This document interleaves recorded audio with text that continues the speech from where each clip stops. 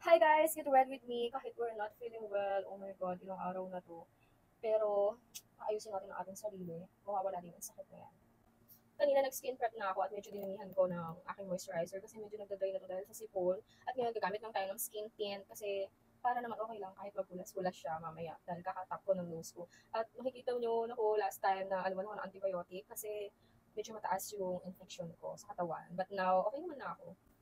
Pero make sure ko muna na walang tumutulo habang bago mag-skin tint. Nagdidin ako kanina ng mattifying primer ni MAC. Kasi gusto ko sobrang tuyo na siya kaya medyo mga ilang minutes ko din siya in-apply. Then now, skin tint naman. At gagamitin ko tong Real Technique. First time ko nga gagamit ito eh. At nakita ko parang medyo may kagat-kagat siya. Sino kayong kumagat? At nabit ko talaga tong ECN ko, skin tint. Ewan ko ba siya talaga yung everyday kong ginagamit. Yan. So, ganun yung pag-apply ko. Tapos tap-tap lang.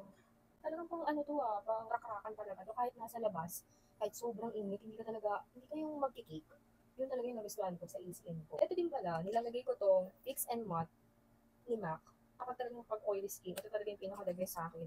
Kasi talagang na-absorb lalo ng skin yung makeup. At saka namamattify yung kasi na-oily skin ako, di ba? Then this is Co in shade of YF1. Ito talaga yung for me ito talaga yung pinaka-the best na concealer, na never, na crease sa ilalim ng mata ko.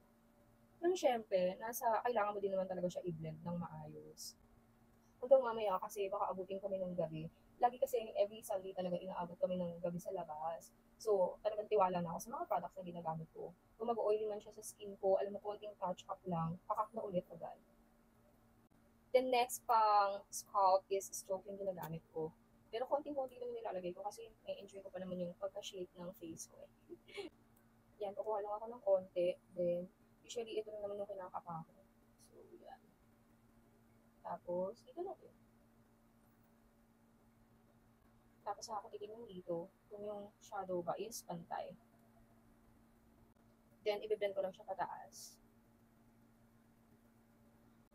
Same din sa kabila, pataas lang din. Yan, as you can see, di ba? Tapos maglalagay lang din ako ng konti dito. Yan, parang shadow lang talaga yung effects niya. At saka syempre dito. Then dito. Then biblend ko lang din na sponge para magmukhang natural lang siya, di ba? Very natural lang. Then next, gagamitin ko na itong Dr. Sensitive as pang bake. Kasi effective naman to sa akin, hiyaw naman ako sa kanya. Nakokontrol niya naman yung oil sa face ko at na-maintain niya naman yung hindi ako nagkikik eh. So, bet na bet ko to. Then, ang gagamitin kong pang glass is yung Chuchu Beauty. Ito yung gagamitin ko, yung pink.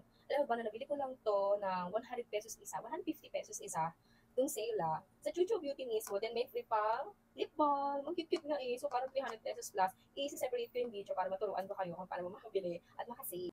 Itong pink yung gagamitin ko kasi para bumagay siya dun sa get up ko na color blue something. Diba? Ang ganda nito kasi dalawa na yung color niya. So, pwede ko mamili dito. Sabi nila dupe daw to ng Dior. But let's see. Magko-compare ako sa next separate video. Then ito, ang ganda ng shade niya. Kasi ito lang minsan yung ginagamit ko eh. Pero this time, ito yung dalawang gagamitin ko.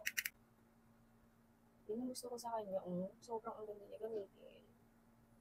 Sobrang ang simple lang ng color.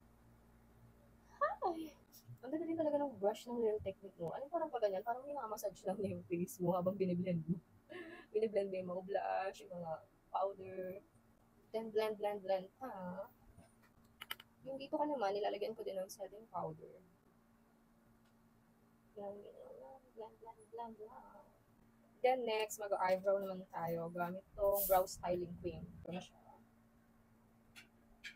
Then, aayusin lang natin ang ating brows. Ang ganda. Eyebrow styling cream pa lang to wala pa tong strokes. At syempre, gagamitan natin ng strokes dahil mag-fill up lang tayo ng mga blank. Sa kabila naman tayo mag-fill ng blank. Bawal huminga. Yan, ganda na. Then sa mata, ano kayo magandang gamitin? Get ready with me na lang gagamitin ko with the shade of Nami.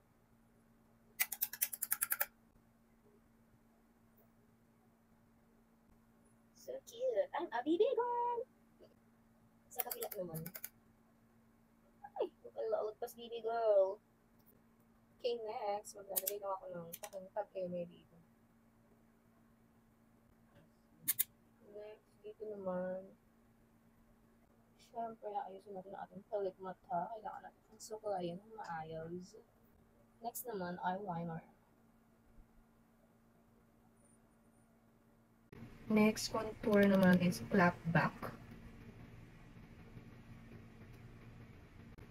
Tada! O, diba? Nakapagparituhin na agad. Next, setting powder. Kasi nga dahil oily ako, effective sa akin yung ganitong ano eh.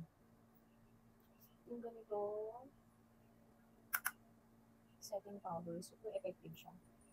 Oil control kasi, at saka pore blur, hindi siya, kaya super bad. Ito pa ako ng, nasagi ko pa to, na magpapatuloy.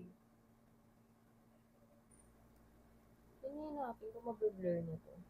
Then, so yung ginagamit ko na pang highlighter. Kasi mas effective to eh. Kasi yung napili kong highlighter sa Natala, medyo hindi siya effective sa akin.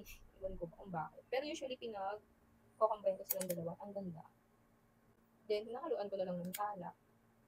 Para dito naman. Hey, ang cute nyo. Diba?